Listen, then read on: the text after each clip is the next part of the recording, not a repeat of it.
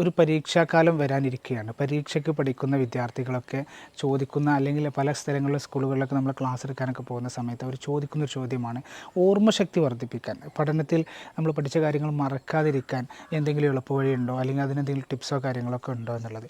അപ്പോൾ അവരോട് എനിക്ക് പറയാനുള്ളത്, ഈ പഠിക്കുന്ന സമയത്ത് തന്നെ, പഠിക്കുന്ന കാര്യത്തിൽ തന്നെ നമ്മളൊരു സിസ്റ്റമാറ്റിക് വേ ഉണ്ടാക്കി കഴിഞ്ഞാൽ നമുക്ക് ആ പഠിച്ച കാര്യങ്ങൾ മറക്കാതെ അവിടെ ഓർമ്മിച്ച് നിൽക്കാൻ കഴിയുന്നുള്ളതാണ്. അതിന് പ്രധാനമായിട്ട് നമുക്ക് ചെയ്യാൻ പറ്റുന്ന 2-3 കാര്യങ്ങളുണ്ട്.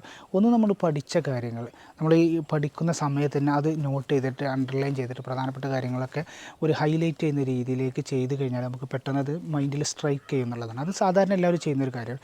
രണ്ടാമതൊരു കാര്യം, നമ്മൾ പഠിച്ച കാര്യങ്ങൾ ആക്റ്റീവ് റീകോൾ എന്ന് പറയും. നമ്മൾ പഠിച്ച കാര്യങ്ങൾ കുറച്ച് സമയം പഠിച്ചതിന് ശേഷം ആ പഠിച്ച കാര്യങ്ങൾ വീണ്ടും ഒന്നിങ്ങനെ ഓർമ്മിച്ചെടുക്കാൻ ശ്രമിക്കുക. ഞാൻ എന്താണ് കുറച്ച് സമയം മുമ്പ് വായിച്ചത്, എന്താണ് പഠിച്ചത് എന്നുള്ള കാര്യങ്ങൾ ഒന്ന് മൈൻഡിലിട്ടൊന്ന് ഓർമ്മിച്ചെടുക്കാൻ ശ്രമിക്കുക.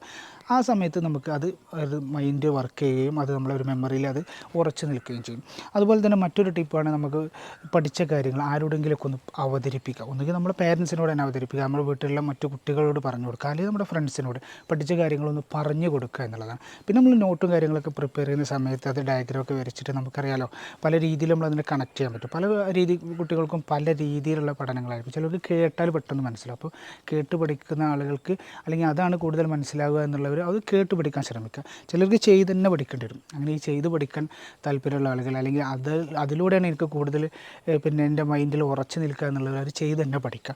ചില ആളുകൾക്ക് കണ്ടാൽ മതിയാവും. ചിലർക്ക് ഫോട്ടോസോ വീഡിയോസോ അല്ലെങ്കിൽ അതിൻ്റെ എന്തെങ്കിലും ആക്ടിവിറ്റികളൊക്കെ കണ്ടു കഴിഞ്ഞാൽ പിക്ചറൈസ് ചെയ്തിട്ട് അവരങ്ങനെ പഠിക്കും. അപ്പോൾ നിങ്ങൾക്ക് ഏത് രീതിയിൽ പഠിച്ചാലാണോ നിങ്ങളുടെ മൈൻഡിൽ കൂടുതൽ അവിടെ സ്ട്രോങ് ആയിട്ട് നിൽക്കുക എന്നുള്ളത്, അത് നിങ്ങൾക്ക് പെട്ടെന്ന് തന്നെ മനസ്സിലാക്കാൻ പറ്റും.